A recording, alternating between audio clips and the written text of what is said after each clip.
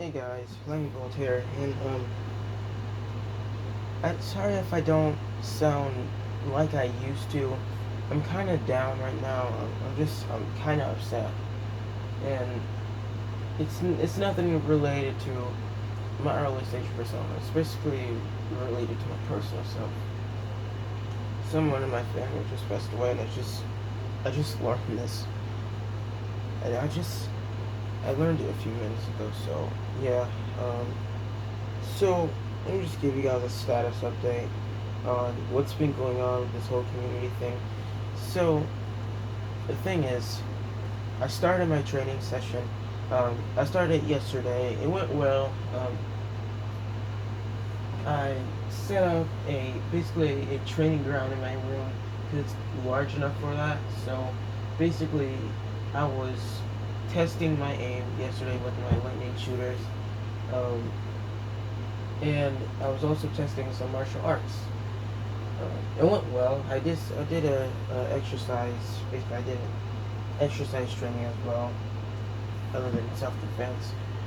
Today I did only self defense. Um, Exercise and other stuff will be tomorrow. But yeah, that's just the basis on training. I did look up a few self defense techniques so I could get a hold of some of them to learn from. I learned about some just straight up self defense techniques that you need to learn on your own when you're like out in the real world and stuff. In which, if you're a realistic player, you're gonna need to learn some self defense for yourself, and if you encounter someone getting mugged or something with a knife. Um, so yeah. So I learned from from the research I did. I learned that the back, the back of your leg, where your knee is, the back part where it bends, that is a weak spot. So if you just kick it behind, it will basically put the person down a bit. Then you'll be open to do a punch or a kick. I also learned that to get a hold, if someone's like from behind and just bear hugging you, like when someone's just behind you, they're just bear hugging you. Um, you could just headbutt them in the back and I guess stomp on their feet because they will give them less to distract on their mouth feature from your headbutt.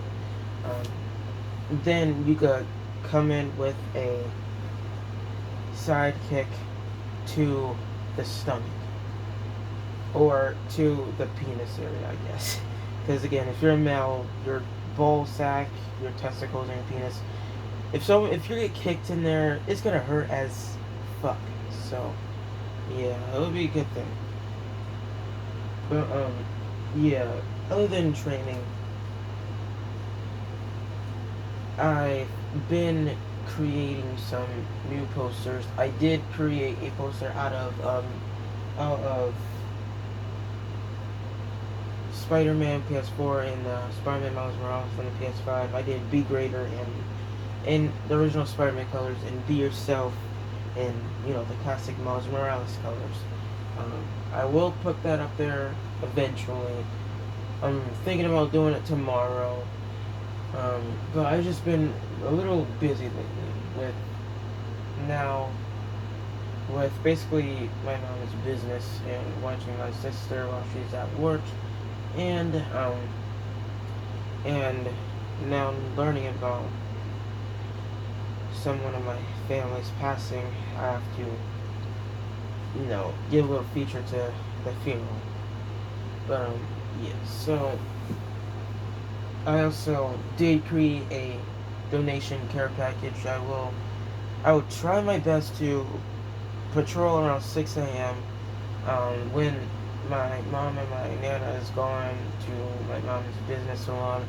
So yeah, my sister, she usually go to bed because she's only two. She'll go to bed like around midnight and eventually wake up around 12. So around 6 a.m. I'm thinking about doing a patrol. I could put those two um, flyers up and donate the care package. I'll also do a quick community cleanup and then head home and check on my sister. Um, so yeah, that's the daily schedule for tomorrow. Um, yeah,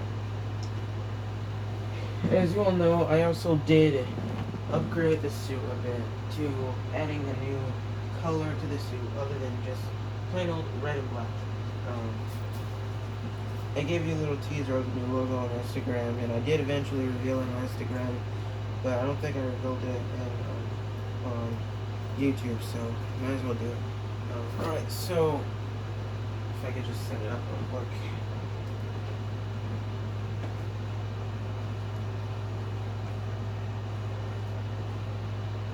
Somewhere here.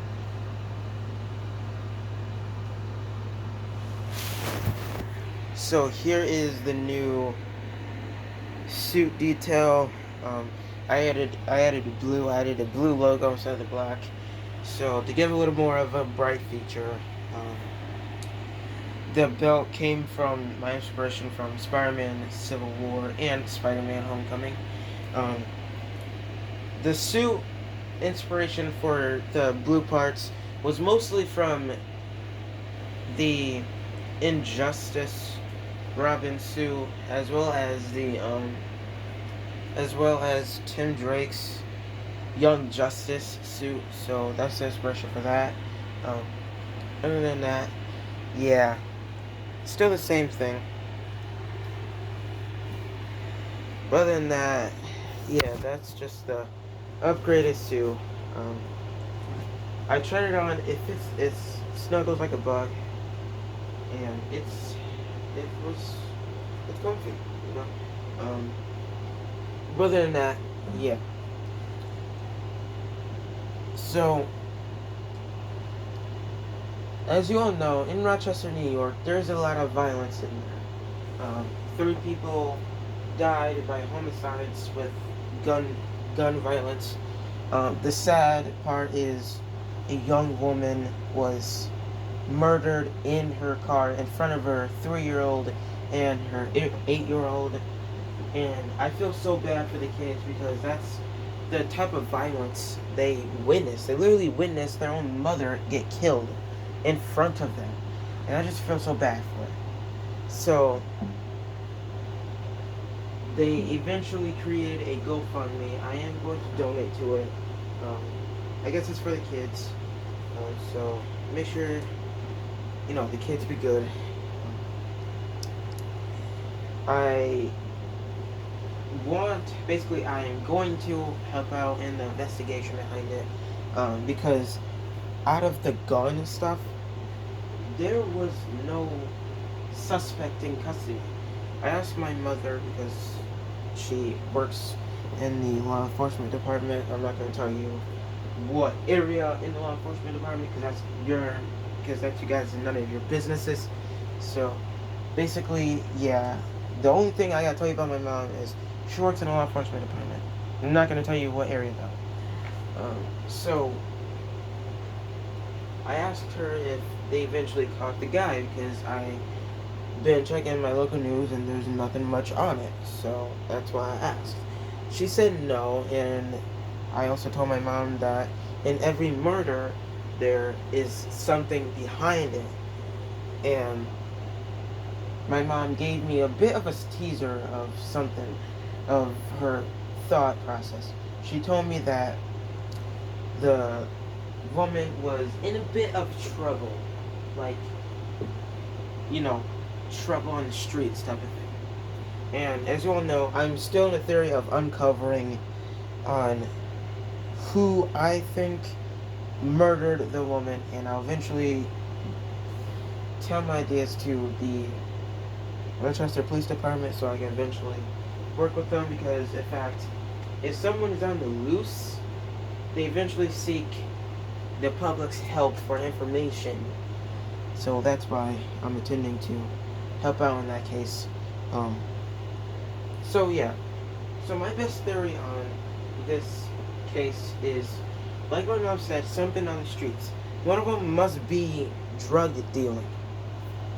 One of them must be like a old friend or ex-boyfriend that she broke up with, and the ex-boyfriend must have got really mad, thinking that, oh, this woman belongs to me, I will be her only boyfriend, and something like that.